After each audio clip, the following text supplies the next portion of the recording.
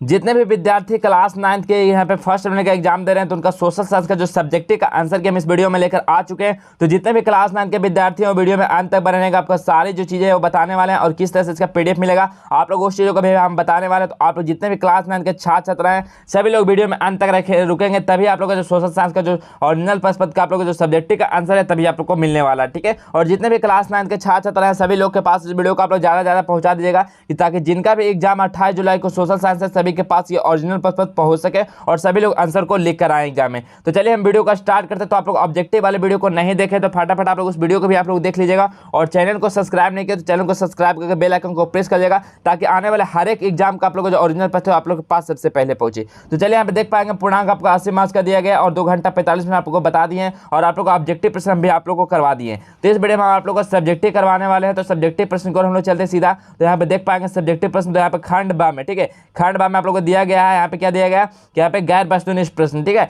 गैर वस्तुनिष्ठ प्रश्न यानी सब्जेक्टिव प्रश्न दिया गया है। तो इतिहास में आप लोग क्या बनाना है, किन्हीं 3 प्रश्न यानी 6 में से आप लोग 3 प्रश्नों का इतिहास में आप लोग का बनाना है। इसी प्रकार भूगोल में आप लोग दिया गया कि निम्नलिखित में से किन्हीं 3 प्रश्नों का आप लोग उत्तर देना है। 3 प्रश्नों का उत्तर देना है यानी 6 में भी 3 देना है। तो आप लोग क्या करेंगे, फटाफट ये जो आप लोग को क्वेश्चन दिख रहा है क्वेश्चन का पहले आप लोग स्क्रीनशॉट ले लीजिए क्योंकि हम सीधा आपका डायरेक्टली आंसर बताने वाले हैं, ठीक है। सीधा हम आंसर बताएंगे तो आप लोग क्वेश्चन का स्क्रीनशॉट कर सकते हैं तो कर लीजिएगा, नहीं तो इसका पीडीएफ आप लोग को तो मिल ही जाएगा। नेक्स्ट देखें भूगोल में आप लोग को 3 प्रश्नों का यहाँ पे भी करना है। अगला क्या है आप लोग राजनीतिक शास्त्र, ठीक है, राजनीतिक शास्त्र मिलेगा उसमें से किन्हीं 2 प्रश्नों का आप लोग उत्तर करना है राजनीतिक शास्त्र में। अगला प्रश्न है कि यहाँ पे अर्थशास्त्र, अर्थशास्त्र में कितना है तो अर्थशास्त्र में आप लोगों को कितना प्रश्नों को करना है तो यहाँ पे किन्हीं 2 प्रश्नों का यहाँ भी करना है यानी 4 में से 2 यहाँ पे भी आप लोगों को करना है। अगला आपदा प्रबंधन में क्या करना है, आपदा प्रबंधन में 4 में से 2 प्रश्न को आप लोगों को करना है यहाँ पे भी,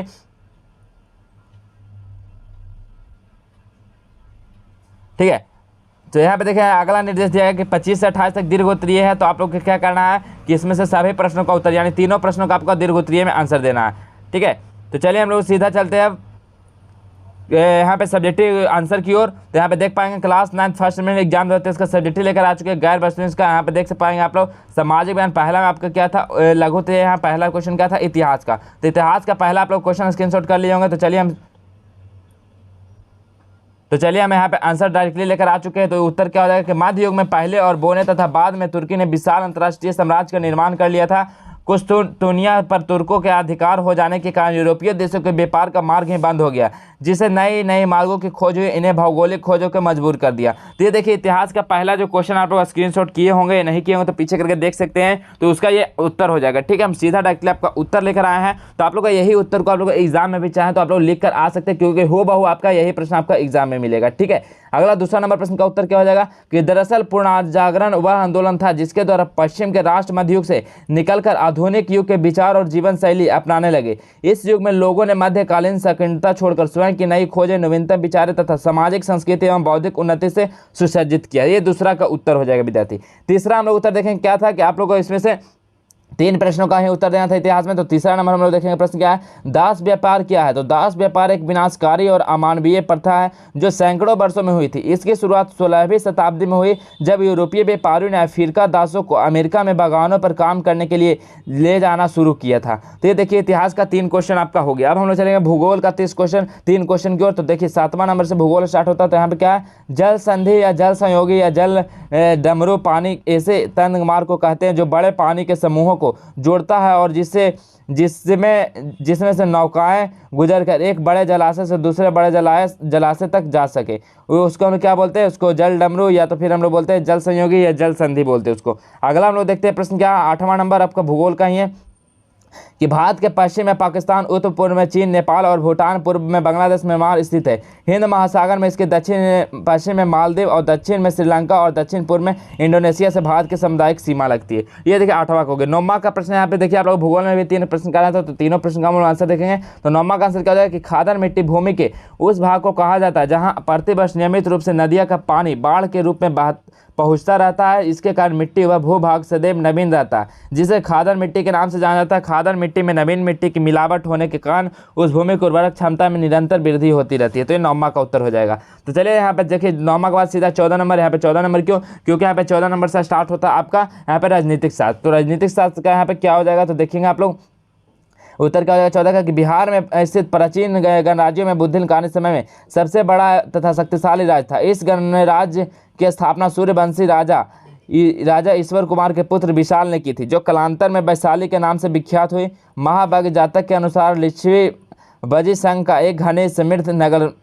समृद्धशाली नगर था। तो ये देखिए 14 का उत्तर होगा। इसी प्रकार 16 का उत्तर दिया गया। आपका क्या था, राजनीति शास्त्र में 2 प्रश्न का उत्तर देना था। तो चलिए 16 नंबर हम देखते हैं, राजनीति शास्त्र का प्रश्न है कि पोलैंड एक स्वतंत्र देश था लेकिन सोवियत गठबंधन का हिस्सा था। 1980 के दशक में पोलैंड के लोग सोवियत नियंत्रण से नाराज हो गए और 1989 में लोकतांत्रिक सरकार का गठन हुआ एवं लेख वावेंसा गणतंत्र के राष्ट्रपति निर्वाचित हुए और पोलैंड में साम्यवाद का नाश हुआ था। तो ये 16 का उत्तर हो जाएगा। इसी प्रकार हम देखिए, अब चलते हैं हम लोग क्या इकोनॉमिक्स में यानी अर्थशास्त्र में आप लोग 2 प्रश्न का उत्तर देना था। तो 17 का उत्तर क्या हो जाएगा, अचल पूंजी में संपत्ति या उपकरण जैसे व्यापार शुरू करने और बनाए रखने के लिए आवश्यक संपत्ति या निवेश शामिल है और कार्यशील पूंजी नगद या अन्य तरल संपत्ति है जिसका उपयोग व्यवसाय के दैनिक कार्यों को पूरा करने के लिए करता है, जैसे पेरोल को पूरा करने और बिलों का भुगतान करना आदि होता है। देख सकते हैं आप लोग, यही आपका हूबहू रहेगा विद्यार्थी लोग। तो आपको इसका PDF मिलेगा, तो हूबहू आपको एग्जाम में जो सीरियल नंबर में दिया गया उसी सीरियल नंबर में आप लोग भी लिख कर आएंगे, ठीक है। अगला देखेंगे यहाँ पे इकोनॉमिक्स का दूसरा प्रश्न क्या हो जाएगा, 18 नंबर का उत्तर दिएगा। तो 18 में ही आप लोग वहाँ पे लिखेंगे, इस तरह भूमि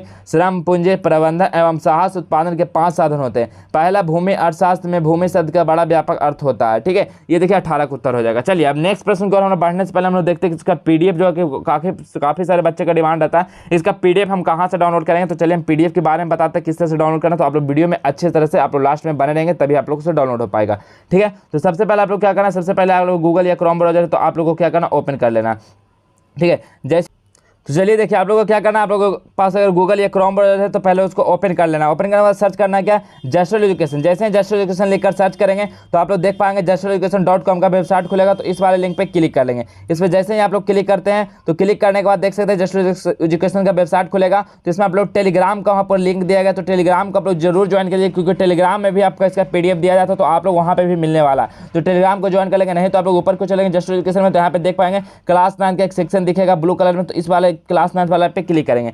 जैसे ही क्लिक करते हैं ऊपर को चलेंगे तो क्लास 9 फर्स्ट में वायरल क्वेश्चन पेपर डाउनलोड होते हैं, इस वाले लिंक पे क्लिक करेंगे। जैसे ही क्लिक करेंगे आप लोग विद्यार्थी तो आप लोग देख पाएंगे यहाँ पे ऊपर की ओर चलेंगे तो यहाँ पे सभी सब्जेक्ट का जो कि आपका दिया गया है डाउनलोड का लिंक। तो आपको जो भी सब्जेक्ट का यहाँ पे डाउनलोड करना है तो सभी का यहाँ पे दिया गया डाउनलोड का लिंक।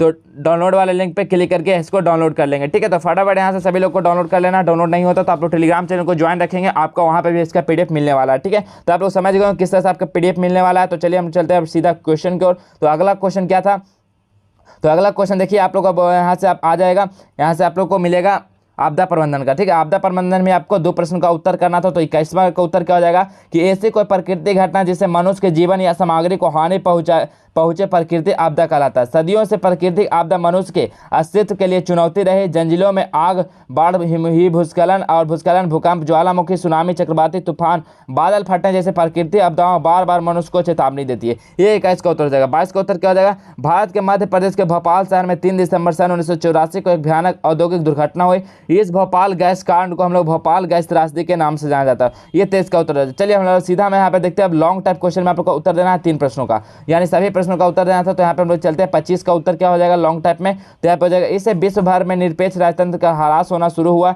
नए गणतंत्र में उद्धार प्रजातंत्र बने। आधुनिक युग में जिन महापरिवर्तनों ने पाश्चात्य सभ्यता को हिला दिया था उसे फ्रांस की राजक्रांति सर्वाधिक नाटकीय और जटिल साबित हुई। इस क्रांति ने केवल फ्रांस ही नहीं परंतु समस्त यूरोप के जनजीवन को अस्त व्यस्त कर दिया। फ्रांसीसी क्रांति फ्रांस के इतिहास की राजनीतिक और सामाजिक उथल पुथल एवं आमूल परिवर्तन की अवधि थी जो 1789 से 1799 तक चली। इस क्रांति ने आधुनिक इतिहास की दिशा बदल दी। इससे विश्व भर में निरपेक्ष राजतंत्र का ह्रास होना शुरू हुआ, नए गणतंत्र का उदार प्रजातंत्र बने थे। ये 25 का अथवा का उत्तर हो जाएगा। तो आपको अथवा का उत्तर देना है। इसी प्रकार 26 का यहाँ पर उत्तर दिया गया कि भारत का प्रायद्वीप पठार अनियमित त्रिभुजाकार आकृति वाला भूखंड है जिसका विस्तार उत्तर पश्चिम में अरावली पर्वतमाला व दिल्ली पूर्व में राजमहल के पहाड़ियाँ, पश्चिम में गिर पहाड़ियाँ और दक्षिण में इलायची पहाड़ियों तथा उत्तर पूर्व में शिलांग एवं कार्बा एलॉन्ग पठार तथा कार्बन एलॉन्ग पठार तक है। इसकी औसत ऊंचाई कितना 600 से 900 मीटर तक है। अगला हम लोग देखेंगे क्या प्रश्न।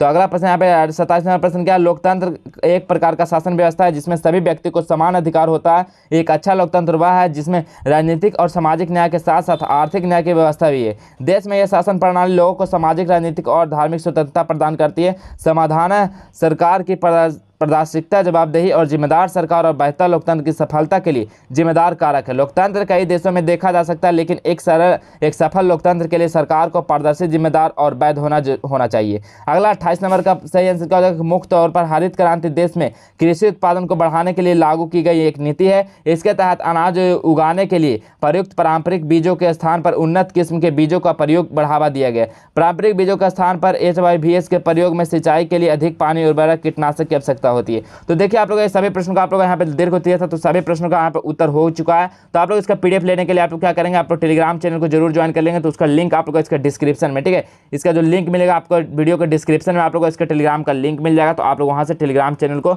ज्वाइन कर लेंगे, आपका टेलीग्राम चैनल में भी इसका PDF दिया जाएगा, ठीक है। तो आप लोग जितने भी क्लास 9 के छात्र छात्रा हैं सभी लोग के पास इस सोशल साइंस की वीडियो को आप लोग पहुँचा देंगे, और सभी लोग जो भी नए हैं तो आप लोग चैनल को सब्सक्राइब कर लेंगे ताकि आने वाला हर एक वीडियो आप लोग के पास पहुँचे। तो चलिए वीडियो अच्छा लगे तो वीडियो को लाइक कर दीजिएगा। तो चलिए मिलेंगे नेक्स्ट और नए वीडियो में, तब तक के लिए इतना ही। जय हिंद, वंदे मातरम।